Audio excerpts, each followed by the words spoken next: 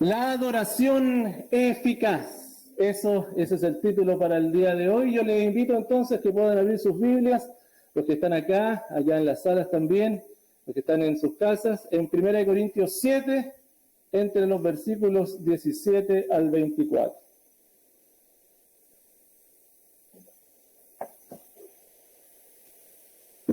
Primera de Corintios 7, ya estamos en la mitad de la carta ya, hermanos. Una carta que sin duda, al menos yo me identifico bastante. Me imagino que usted también. Esta es la exposición 20 de Primera de Corintios.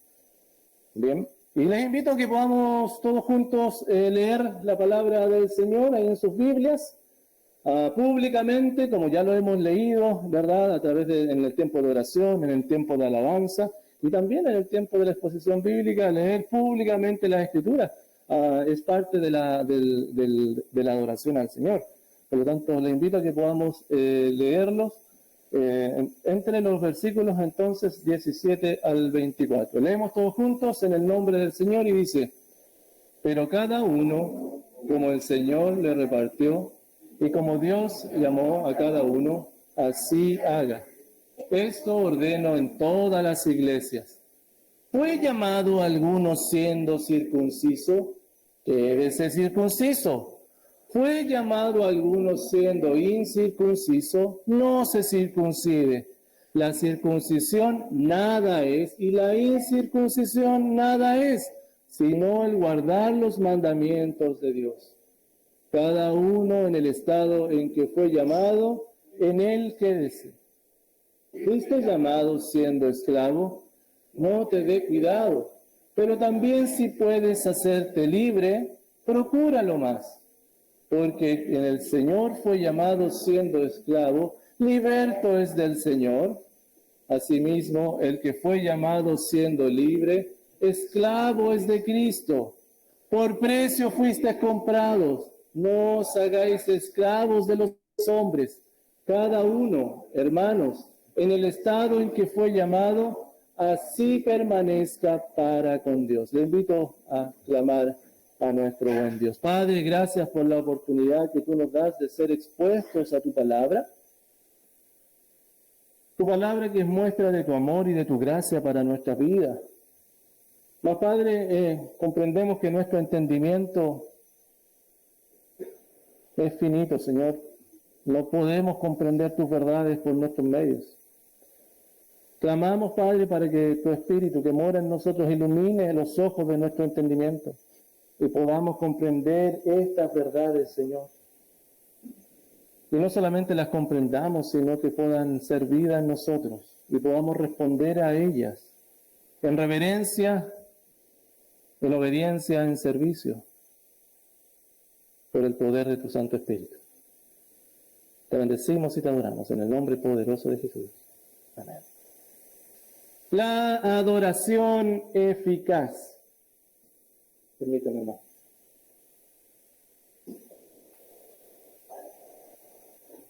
Hermanos, tener todas las cosas bajo control es una de las expectativas más comunes de las personas, ¿no? Tener todo bajo control. ¿Eres tú una de esas personas que necesita tener todo o la mayoría de las cosas controladas para estar tranquilo? Tener, por ejemplo, el sustento económico te da tranquilidad. Tener salud. Incluso saber las opiniones que se tienen de mí me da tranquilidad, etcétera. Distintas medidas de control que entregan seguridad y tranquilidad a muchos.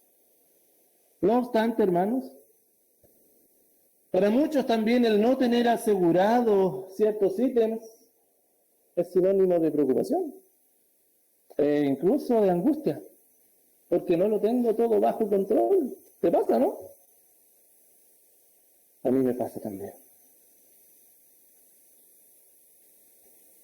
Cuando no tengo las cosas bajo control, muchos pueden pensar en ciertas áreas, me produce preocupación y de repente aparecen las ansiedades, muy comunes hoy en día, ¿no? ¿Y sabes qué? Dios siempre ha llevado a las personas a lugares, a situaciones en donde ya no podían controlar las cosas y debían solamente depender de Él. Dios tiene una dinámica que lleva siempre a las personas a depender de Él. El pueblo de Israel tuvo que aprender a vivir por fe en el desierto. No les quedó otra. Los primeros cristianos aprendieron a depender del Señor en medio de la persecución. No les quedó otra. El Señor los llevó a puntos límites. Y hoy en día, hermanos, hoy la iglesia es llevada a un punto límite todos los días. Creer y confiar en el Evangelio. Todos los días. En todo momento. Y en todo lugar. Y bajo cada situación, confiar en la buena noticia. La iglesia de Corinto, como hemos estado viendo, quería tener todo bajo control. Todo bajo control. Y para adorar a Dios, cosa que era con buena intención, ojo, tenían buena intención, ellos querían adorar a Dios. Pero para adorar a Dios buscaban estrategias para llevar una adoración más santa. Ellos comenzaron a buscar estrategias con buenas intenciones, pero que en definitiva eran intenciones propias. Por eso Pablo le sale al encuentro para corregir y con una enseñanza firme, viene y les dice, no se trata lo que ustedes hacen para Dios, sino lo que el Señor puede hacer en ustedes. Porque el Evangelio, hermanos, como siempre lo repetimos, no solamente es útil en el momento de la conversión, sino que el Evangelio es necesario todos los días para el creyente. Todos los días para el creyente. De esta forma, hermanos, el día de hoy nosotros, Iglesia UCB Monteverde, que sabemos que Dios es digno de ser adorado, ¿verdad? Nosotros mismos puede que estemos empeñados a adorar a Dios. Pero ¿está siendo tu adoración, mi adoración eficaz? ¿Realmente estamos adorando a Dios? Hoy vamos a estar viendo esta enseñanza que es central para la vida del creyente. La adoración que es eficaz. Y hermanos, el día de hoy y por esta vez, primero voy a estar compartiendo el significado del texto. Bueno, lo que significa el texto para finalmente aplicarlo a nuestras vidas. Y el tema central que vamos a estar viendo el día de hoy es ese. Ese es el hilo de pensamiento. El tema central para hoy. Los creyentes adoramos a Dios no con estrategias propias. Porque, hermanos, con muy buenas intenciones muchas veces pensamos, ¿cómo puedo adorar a Dios? Y busco una estrategia para adorar a Dios. Y los creyentes no debemos adorar a Dios con estrategias propias, sino que aplicando el Evangelio a nuestras vidas cada día. Aplicando el Evangelio a nuestras vidas cada día. Y en primer lugar vamos a ver dos cosas el día de hoy. Lo primero es obedeciendo los mandamientos del Señor. Entre los versículos 14 al 19 nos estacionamos en este punto. Obedeciendo los mandamientos del Señor. El versículo 17, están allí hermanos, nos dice, pero cada uno como el Señor le repartió y como Dios llamó a cada uno, así haga. El Señor llamó a cada uno, ¿verdad? En el momento que él fue llamado el creyente, cada uno abrazó por la fe el Evangelio, teniendo una condición definida en términos sociales, porque eso es lo que viene hablando el apóstol en Corintios. A algunos los llamó solteros, ¿se acuerdan? A otros los llamó casados, a otros los llamó viudos. En la exposición anterior lo vimos entre los versículos 8 al 16 aparece todo eso. Y recordemos, hermanos, que los corintios tenían un eslogan, que estaban creando una estrategia que decían, con esto nosotros podemos mejorar nuestra forma de adorar a Dios. Y ellos decían, no es bueno al hombre tocar mujer. ¿Se acuerdan? Que así comienza este capítulo. No es bueno al hombre tocar mujer. Y eso es lo que ellos pensaban. Porque ellos estaban buscando la forma, sinceramente, hermanos. Ellos querían adorar a Dios de mejor forma, de una manera más pura. Sin embargo, Pablo, en esta lógica del quédense como están, ¿se acuerdan? Quédense como están. Les vuelve a insistir de que ese cambio de estatus, ese cambio de condición, porque lo que estaban buscando ellos era ya no tener relaciones sexuales, intimidad sexual, porque querían adorar a Dios de una manera más íntima, y eso lo estaba llevando, por supuesto, como vimos, al pecado, por otro lado. Estaban destruyendo los matrimonios. Los solteros aún así estaban yendo atrás, porque la carnalidad los llevaba atrás rameras, ¿recuerdan? Bueno. Y Pablo les dice y les insiste que ese cambio de estatus, ese cambio de condición no es necesario para mejorar su relación con Dios. Quédense como están. Y Pablo les insiste en que no depende de lo que ellos hagan.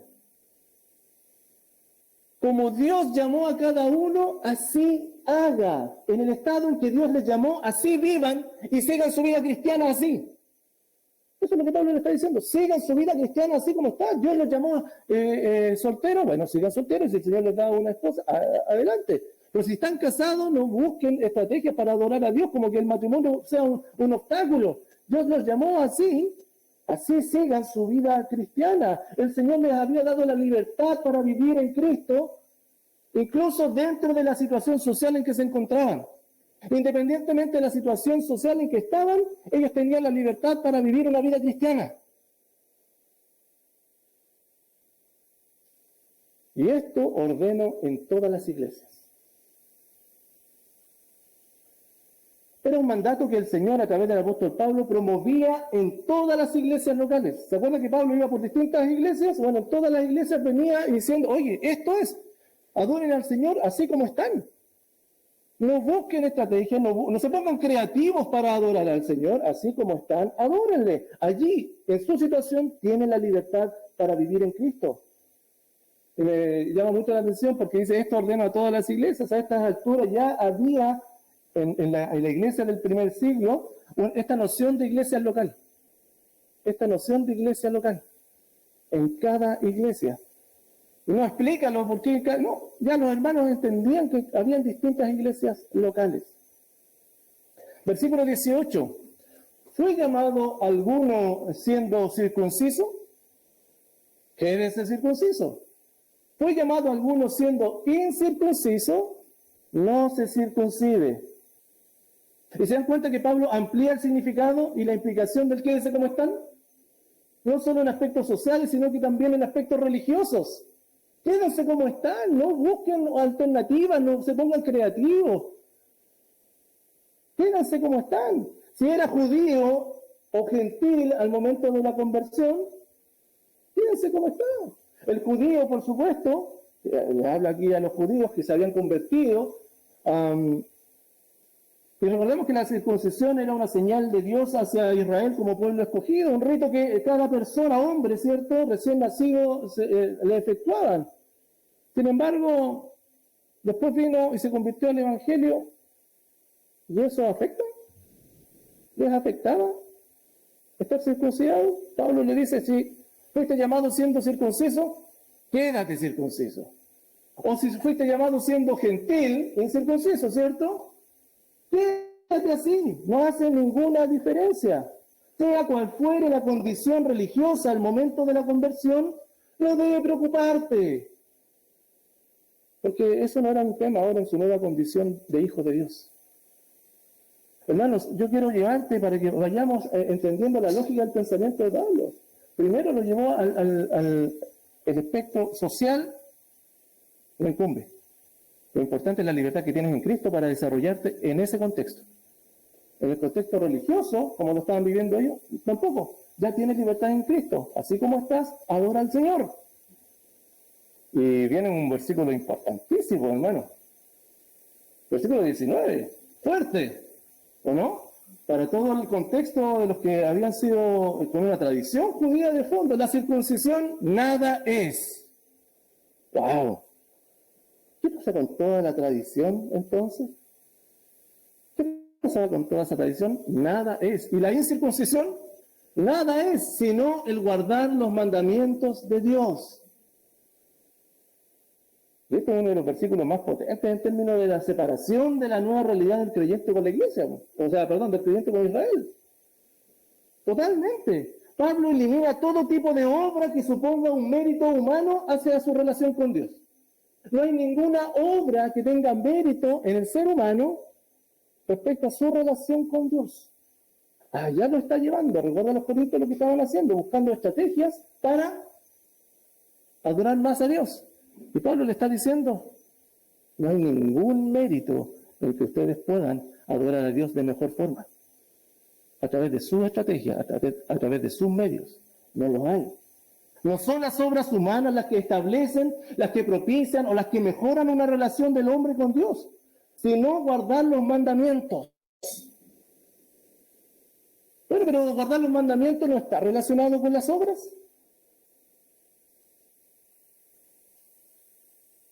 Guardar los mandamientos no está relacionado con obras.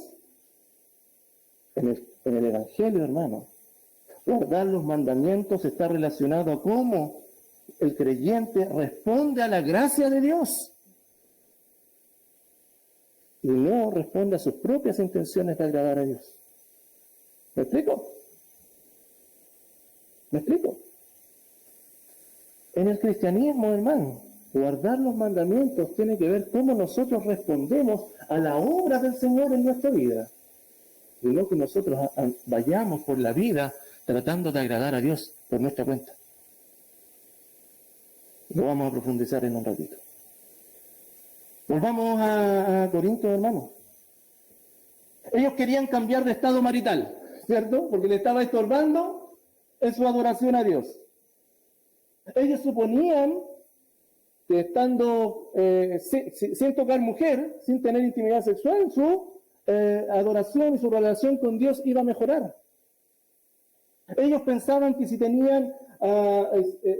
tenían esta intimidad sexual iban a ser más puros. Pero Pablo es claro, escúchame lo que Pablo le está diciendo. No es el estado social ni tampoco las obras las que te van a acercar a Dios, sino responder a su gracia de acuerdo a su voluntad.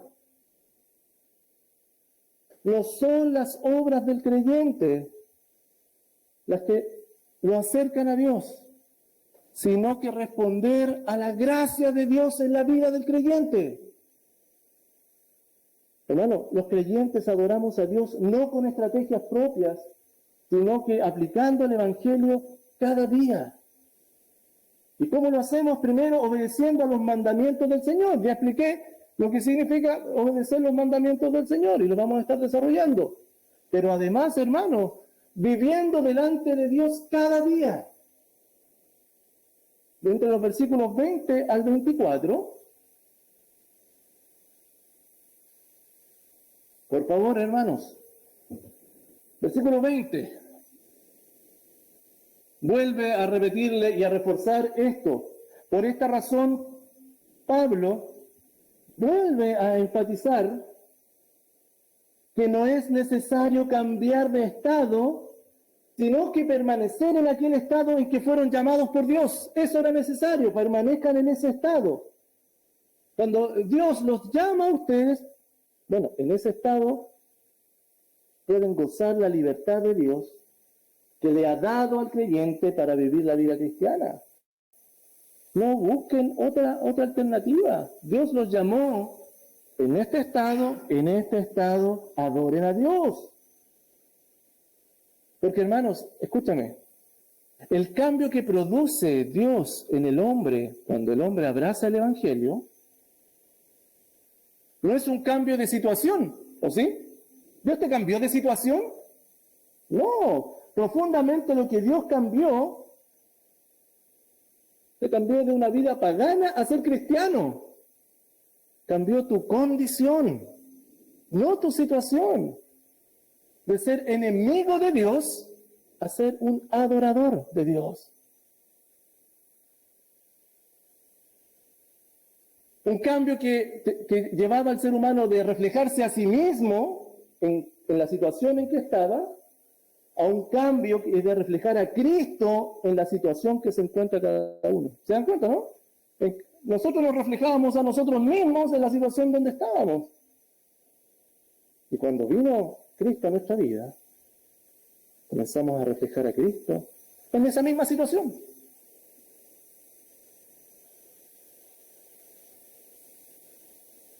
Ese es el fin de ser cristiano, hermano. Reflejar a Cristo. Ese es el fin de la conversión. En la situación que estás, refleja a Cristo. Versículo 21. ¿Fuiste llamado siendo esclavo? No te dé cuidado.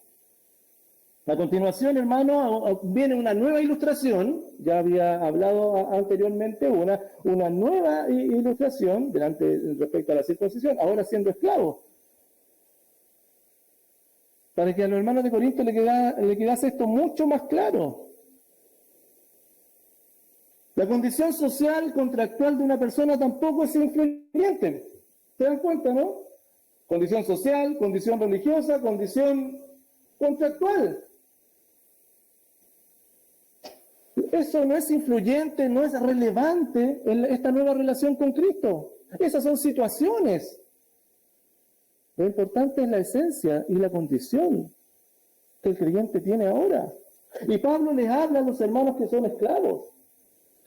Porque así era la vida en el siglo I, ¿cierto? Habían hermanos que eran esclavos, animándole a que no se preocupen, porque el ser esclavo no es una limitante para ser hijo de Dios. Les dice, ustedes son esclavos, no se preocupen, eso no es una limitante para ser hijo de Dios, pero también si puedes hacerte libre, procúralo más. Hay una excepción, por supuesto, y una opción, porque si el esclavo tenía esta posibilidad de ser libre, hágalo, mejor. Pero tenga claro que ese cambio no va a incidir en su relación como hijo de Dios. Entonces, hermanos, ni la esclavitud ni la libertad tienen que ver o inciden en el llamado del creyente a tener comunión con Cristo. La situación en que el creyente está no incide en su comunión con el Señor. Versículo 22. Y comienza a desarrollar el aspecto teológico de fondo. Porque el que en el Señor fue llamado siendo esclavo, liberto es del Señor. Oh, maravilloso. Y acá comienza a hablarle en términos espirituales. Y el que en su vida cotidiana ejerce labores de esclavo, que hace la conversión en él, le da libertad espiritual. Porque ha sido liberado de su antiguo dueño, de su antiguo amo. ¿Cuál era ese amo que lo tenía controlado? El pecado, por el cual no podía adorar a Dios. Estaba destituido de la gloria de Dios. Pero al abrazar por la fe el Evangelio en el momento de la conversión, liberto es a Cristo. Y ahora puede tener una relación completa. Asimismo, sigue, el que fue llamado siendo libre, esclavo es de Cristo. ¿Y se dan cuenta esta paradoja, este contrasentido? Por otro lado, las personas que son libres y que han sido llamadas a tener comunión con Cristo, siendo libres, no siendo esclavos en su cotidianidad, bueno, cuando abrazan por la fe del Evangelio han pasado a ser esclavos de Cristo, porque Cristo ha pasado a ser su Señor, su amo. Y esa es la dualidad del creyente. Libres del pecado, pero yo no quedo libre del pecado, o sea, soy libre del pecado, pero ya para vivir la vida como yo quiera, paso a ser inmediatamente Señor, o sea, esclavo de mi Señor, que es Cristo ahora. En definitiva, hermano, la conversión ha llevado a las personas a eliminar la opción de pertenecerse a sí mismo. Ya no se pertenece a sí mismo, no. Comienzas a pertenecer a otro y a Jesucristo, a tu Señor. Y ese es el punto central de esta ilustración que Pablo le está compartiendo a estos hermanos. Ya no pertenecen a ustedes mismos. ¿Para qué andan inventando cómo adorar a Dios? ¿Para qué se están poniendo creativos?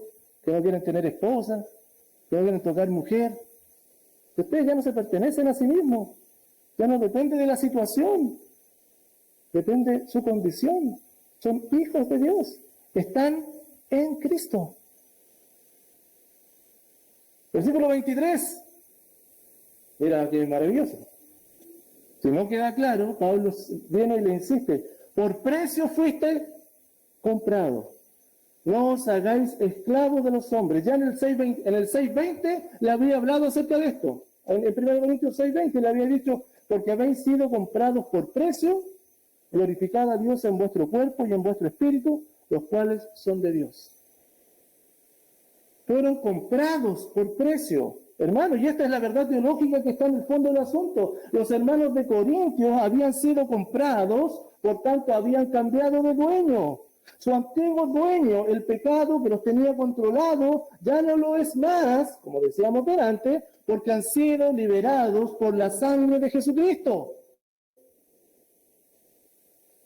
Y ahora Jesucristo es su dueño.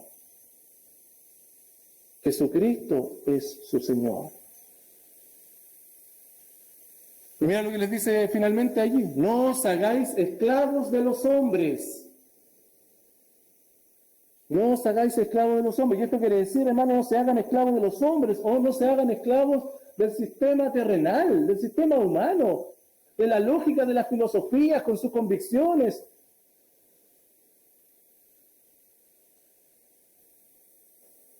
¿Saben qué, hermanos? Lamentablemente, esa era la realidad de los hermanos de Corinto. Esta era la realidad de los hermanos de Corinto, a pesar de que ellos habían sido rescatados, ¿o no? ¿Los hermanos de Corinto habían sido rescatados? ¿Cristo había pagado el precio por ellos? Por supuesto, si eran una iglesia. ¿Habían sido salvados del pecado ellos? ¿Cristo era el Señor de sus vidas? Sin embargo, seguían viviendo a través de meras percepciones, a través de meras filosofías humanas, incluyendo esta última, en donde querían cambiar su estado marital, para así, por sus propios medios, servir a Dios. Pablo termina diciéndoles lo siguiente: cada uno, hermanos, en el estado en que fue llamado, así permanezca para con Dios. Hermano, Pablo cierra esta enseñanza con la misma frase del comienzo, del versículo 17, llamándole a que se queden como están. Quédense en esa misma situación en la cual fueron llamados al Evangelio. No traten de cambiar por sus propios medios las circunstancias. Procuren permanecer así para con Dios y disfruten y vivan la libertad que hoy pueden permanecer delante de Dios. Esa es la realidad del creyente. Ya la situación no es condicionante, el creyente es hijo de Dios y puede permanecer siempre delante de Dios, porque siempre estamos delante de Dios. Ni el matrimonio, hermano, ni el celibato, ni la circuncisión, ni la incircuncisión, ni la esclavitud, ni la libertad son significativas. Dicho de otra forma, ninguna situación que el creyente pase, que viva, es significativa. Sirvan a Dios donde ustedes están, porque donde ustedes están, siempre delante de Dios están. Siempre delante de Dios están. Sus vidas están determinadas por el llamado que Dios les hizo a servirles, no por la situación en que hoy se encuentran. ¿Cuál es tu situación hoy en día, hermano? ¿Esa situación está interfiriendo con tu adoración al Señor? ¿Le estás dando mayor énfasis a lo que vives o para quién vives? Hermanos, a raíz de esto, yo quisiera compartir un par de principios eternos, que al menos yo los veo claramente acá en este texto. El primero, lo importante no es lo que estoy viviendo o dónde me toca vivir. Eso no es lo importante. Obedecer los mandamientos de Dios es lo importante. Y recuerden, estos mandamientos no son obedecidos de acuerdo a nuestras fuerzas, sino en respuesta a la gracia de Dios al meditar en el Evangelio a diario. De allí vienen las fuerzas para poder adorar a Dios, para que el pecado ya no nos lleve cautivos, como llevaba Pablo, ¿te acuerdas? Por un tiempo, sino que realmente podamos reflejar a Cristo. No vienen las fuerzas de nosotros, sino que el poder está en el Evangelio, meditando en el Evangelio a diario. De allí vienen nuestras fuerzas, no de lo que nosotros hagamos para adorar a Dios. ¿Se entiende, hermanos? Pero además, los creyentes no tenemos necesidad de cambiar de situación social para pretender adorar a Dios. Lo que realmente cuenta es que consideremos lo que Cristo hizo por nosotros. Eso es lo que cuenta. Fuimos comprados, fuimos liberados del pecado y hoy somos libres. La situación entonces en que estamos no es lo relevante. No busquemos cambiarla, sino lo que realmente importa es que hoy vivimos delante de Dios. Somos aceptados por Él en todo tiempo y en todo momento. Porque Él nos redimió. Porque Él nos compró con precio.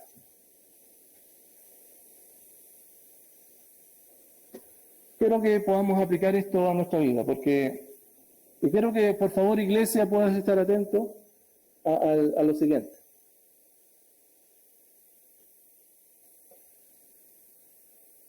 La consagración al Señor, entonces, no viene cuando yo me propongo, escúchame esto porque esto va a ser bien práctico, bueno, para tu vida. Si puedes tomar apuntes de algunas cositas importantes de acá, porque es práctico para nuestra vida, es cómo aplicamos el Evangelio a nosotros.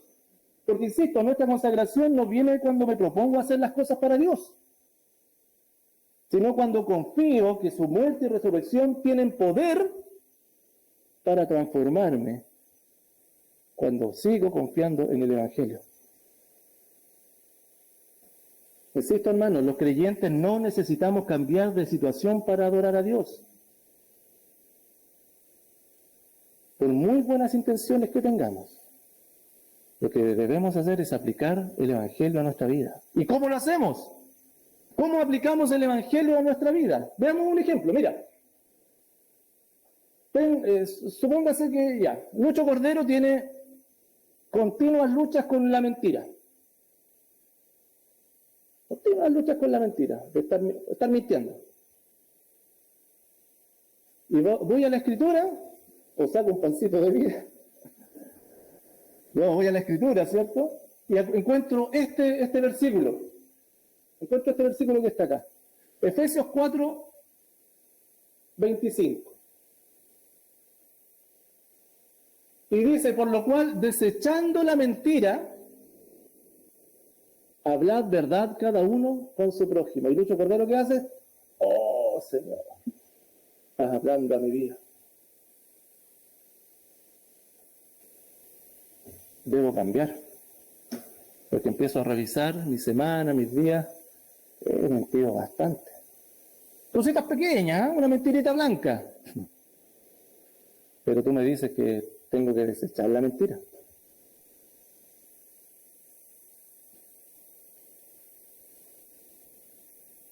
Claramente vemos que los creyentes no debemos mentir.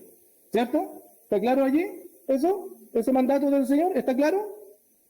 No debemos mentir. Sino que por el contrario, la meta ¿cuál es? Hablar verdad. Dejar las mentiras de lado, desecharlas y decir la verdad. Pero para lograrlo, ¿qué necesito? Necesito ser transformado. No solo reprimirme de decir mentiras. ¿Se entiende la diferencia? El creyente necesita ser transformado, no solo reprimirse ante un pecado. Entonces la motivación y el poder cambian totalmente. Si quiero solo dejar de decir mentiras, entonces refreno mi lengua y la reprimo, ¿cierto? Entonces no voy a decir mentiras. No voy a decir mentiras. ¿Y el resultado cuál va a ser? Bueno, probablemente voy a dejar de decir mentiras. Un tiempo. mientras dure ese refreno, mientras me dure, mientras mi actitud sea, bueno, mi ánimo esté dispuesto. ¿Pero quiere decir eso que voy a comenzar a hablar la verdad? ¿Refrenarme a decir mentiras? ¿Quiere decir que voy a hablar la verdad? Porque eso es lo que dice acá. ¿Quiere decir que me mantendré por siempre ese refreno en mí de decir mentiras? ¿Voy a poder refrenarme para siempre? ¿Quiere decir que he sido transformado? No, pues hermano, porque eso fue simplemente un cambio de conducta. Fue simplemente un cambio de conducta, no una transformación del corazón. Y el Señor quiere transformar nuestro corazón. Y no solamente quiere, va a transformar nuestro corazón.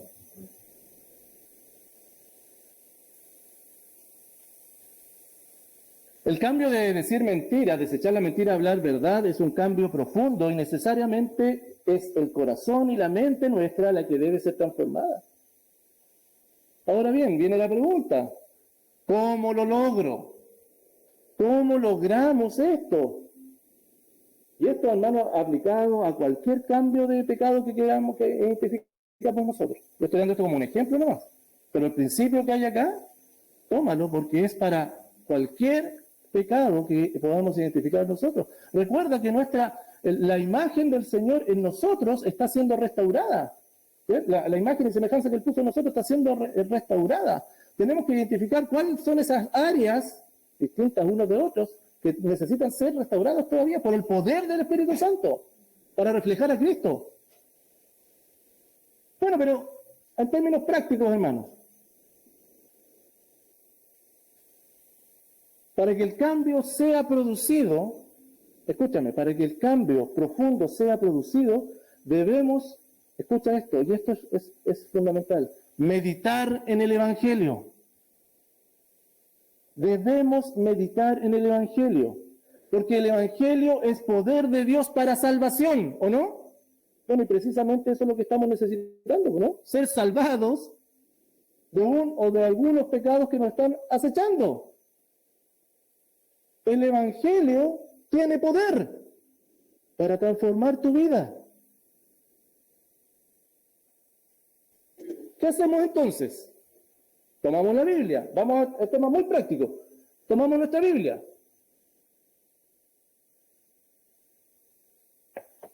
Nos examinamos, ¿cierto? Encontramos esto. Desechando la mentira, hablad verdad, cada uno con su prójimo. Pero ¿sabes qué, hermanos? Siempre, y la mayoría de las veces, esto es muy importante, por favor. Siempre un mandato del Señor, que veas en la Escritura, en el Nuevo Testamento sobre todo, está rodeado por el Evangelio. En alguna parte están las certezas que tenemos en Cristo.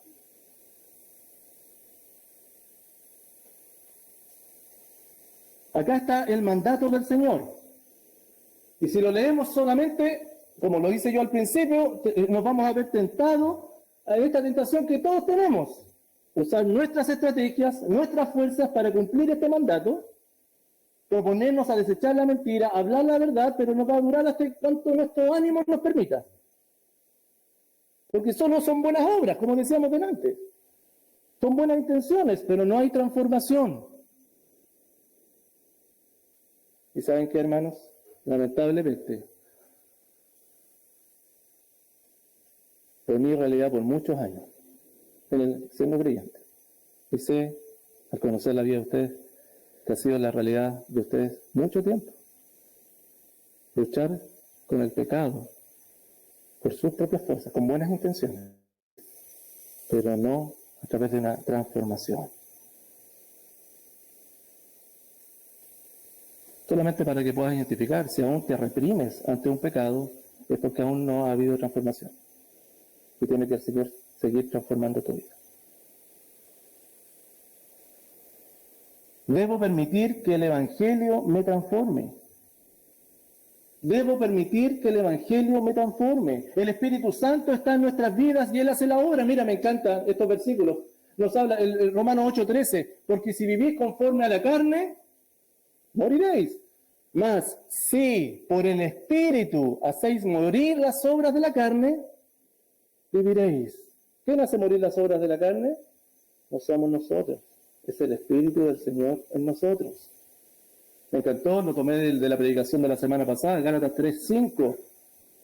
Aquel pues, el Señor, que os suministra el Espíritu, ¿cierto? El Señor, el Espíritu Santo viene a nuestras vidas y el Espíritu Santo empieza a trabajar en nosotros.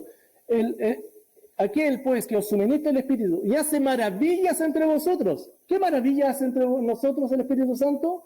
Nos transforma. Nos transforma. ¿Lo hace por las obras de la ley o por el oír con fe? ¿Se dan cuenta, no? ¿Esa transformación es por las obras o por la fe? Bueno, ¿cómo lo hacemos entonces? Tomamos nuestra Biblia, estamos allá en Efesios, ¿cierto? Ya les dije, Efesios, ¿cuánto era? 4:25, solamente tomando ese ejemplo. Buscamos el Evangelio en el texto. Anda tu Biblia siempre y busca el Evangelio en tu texto. Mira, ahí está Efesios 4, si quieren leer sus Biblias, mejor todavía, desde el versículo 22 hasta el versículo 30. Tenemos el versículo 25 entre medio. ¿Te das cuenta, no? El versículo 25 está entre medio. Por lo cual, desechando la mentira, hablad verdad cada uno con su prójimo, porque somos miembros los unos de los otros. Si nos quedamos con ese versículo solamente, es terrible porque no tenemos opción más que aplicar conducta. Sin embargo, este mandato, como yo les decía adelante, y como muchos otros, está siempre rodeado por el Evangelio. Y es en el Evangelio en donde nosotros, y por el cual nosotros nos fortalecemos. Y el Señor hace la obra cuando meditamos el Evangelio. Y yo lo subrayé allí. ¿A dónde? Y quizás en otros lugares también. Pero ¿dónde puedes encontrar el Evangelio allí? En la Escritura. Decir, Señor, sí, tengo que hacer esto. Tú demandas esto para adorarte. Tú demandas esto para adorarte. Pero no lo puedo hacer con mis fuerzas. Me va a durar poco. No, necesito ser transformado. ¿Y de dónde saco el poder para poder ser transformado? En el Evangelio. Y las fuerzas vienen de Él cuando medito en Él. ¿Qué es el Evangelio? Bueno, 1 Corintios 15 nos dice que Jesús murió y resucitó. Ese es el Evangelio. ¿Verdad? Pero el Evangelio nos ha dado una identidad en Cristo. Y mira, cuando encontramos acá, en el contexto del pasaje, versículo 23 dice, y renovaos en el espíritu de vuestra mente, y vestíos del nuevo hombre. Y uno dice, pero ¿cómo hago esto? Creado según Dios, en la justicia y en la santidad de la verdad. Y comenzamos ¿ven el Evangelio allí? ¿Ven a Cristo, su muerte y resurrección allí? Creado según Dios, en la justicia y santidad de la verdad. Porque yo he recibido justicia, yo he recibido santidad de Dios. ¿Por qué cosa? Porque Él me creó en Cristo. Porque en Cristo fui justificado, porque en la verdad, en Cristo, he sido santificado. Entonces, meditando en esto, en la obra de Cristo y en las implicancias que tiene para mi vida, escúchenme esto, hermanos, el Espíritu Santo comienza a obrar en el creyente. El Espíritu Santo comienza a obrar en el creyente, porque comienzas a darle el espacio para que Él tome el control de toda tu vida, de toda tu mente, y renueve tus pensamientos. Un poquito más abajo, sigue leyendo, y hay varias demandas allí, pero termina con en el versículo 30 diciendo, y no contristéis al Espíritu Santo, ¿te acuerdas, no? Que es una demanda. El Espíritu Santo de Dios, con el cual fuisteis sellados para el día de la redención. Oh Señor, aquí está el Evangelio también, porque Jesucristo al morir y al resucitar, y nosotros al abrazar el Evangelio, vino el Espíritu Santo a morar en nuestra vida, y aquí hay una promesa. que el Señor nos sella y nos cuida y nos guarda hasta el día que estemos con Él. Por tanto, cuando tú y yo meditamos constantemente en el Evangelio, recibimos las fuerzas. Y volvemos al versículo 25, dicen, desechando la mentira, tengo que hablar verdad. Señor, pero no puedo hacerlo. Pero la obra tuya, allá en la cruz, y el hecho de que yo haya encontrado mi identidad en Cristo, dame la fuerza, Señor, para ser transformado. Transforma mi vida, porque soy tu hijo. ¿Me explico, hermanos? Ahora bien, alguno dirá, no puedo con la situación que estoy viviendo, pastor. Mi matrimonio me complica, mis costumbres no me ayudan, mi trabajo me distrae. Necesito cambiar esta situación. No, hermano, no es la situación, sino que es lo que Cristo hizo por ti y lo que tú has llegado a hacer delante de Dios. Por tanto, de manera muy práctica, primero, identificamos el pecado, aquello que nos está llevando a errar nuestra adoración a Dios. ¿Tú lo conoces? ¿Sabes cuál es? Y esto me lo puedo hablar con toda propiedad, porque todos hemos caído en pecado. Y quizás aún estás en pecado. Necesitamos ser salvados de él. Puede ser desobediencia, rebeldía, soberbia, autosuficiencia. Primero, identifícalo. Porque es una parte que necesita ser restaurada todavía para que reflejes a Cristo en tu vida. Y una vez que identificaste el pecado, viene el arrepentimiento. Arrepentimiento. Porque has pecado contra Dios. Quizás has pecado contra un hermano. Y hermano, el arrepentimiento involucra obras de arrepentimiento. Ojo con esto. Porque no es que el creyente no haga nada. No es que no tenga una responsabilidad. Sí tenemos una responsabilidad. Pero esta responsabilidad es la obra de arrepentimiento. ¿Cuál era en el versículo 25? Desecha la mentira y habla la verdad. Esa ya no es algo que tú vas a hacer para agradar a Dios, sino como resultado de arrepentimiento. ¿Me explico, hermanos? Mira los conceptos, que a veces uno anda por la vida pensando cómo agradar a Dios. Claro, muchas veces uno lo puede hacer, puede alabar a Dios y todo, está bien. Pero mis obras no me van a llevar a agradar a Dios más, sino que un corazón contrito y humillado, arrepentido. Desecho la mentira, hablo la verdad. Y me propongo de manera práctica, a ver, ¿en qué cosa estoy pecando? ¿En qué cosa estoy hablando mentiras? En esta tengo que hablar verdad. Y te propones en tu vida poder hacerlo. Pero finalmente, medito en la obra de Cristo. Medito en sus alcances. Medito en mi identidad que tengo en Él. Y confiando que Él me transformará. Y confiando que Él me dará poder para que estas obras de arrepentimiento sean permanentes y sean parte natural de la vida. ¿Me explico, hermanos? El Señor es el único que tiene el poder para hacer que estas obras de arrepentimiento sean permanentes, sean parte de tu vida y ya no tenga que estar allí privándote, luchando, sino que el Señor te haya transformado en esa área. Y van a aparecer otras, ojo, entonces espera en Él, porque esto se trata del Evangelio. Se trata de confiar en otro, no es lo que yo puedo hacer. ¿Te das cuenta, no?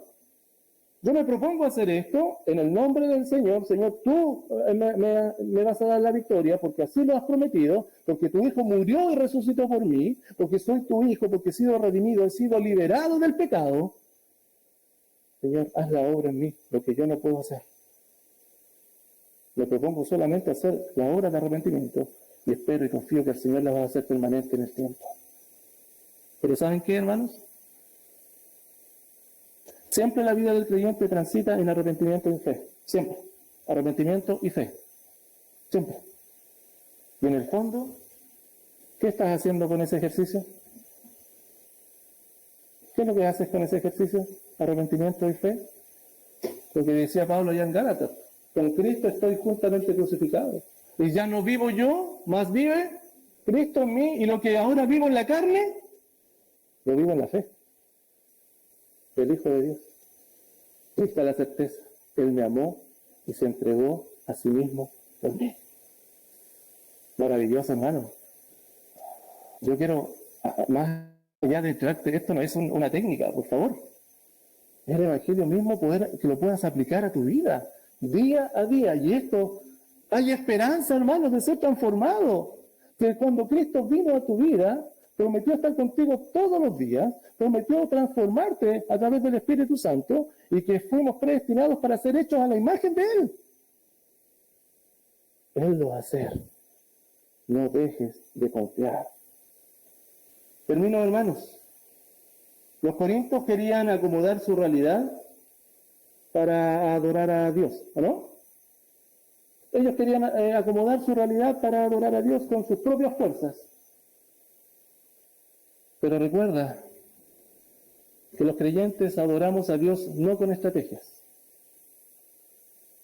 propias, sino que aplicando el Evangelio cada día a nuestras vidas, obedeciendo los mandamientos del Señor, que es la gracia del Señor que viene a nuestra vida.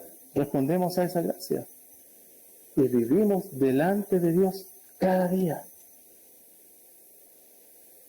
Esto significa necesariamente, hermano, escúchame, dejar de tener el control de todo. Esto significa, hermanos, te repito, dejar de tener el control de todo y dejar que Dios lo haga por ti. ¿Estás dispuesto a eso? ¿Estás dispuesto a que Dios te transforme? Es la única manera de vivir una adoración eficaz.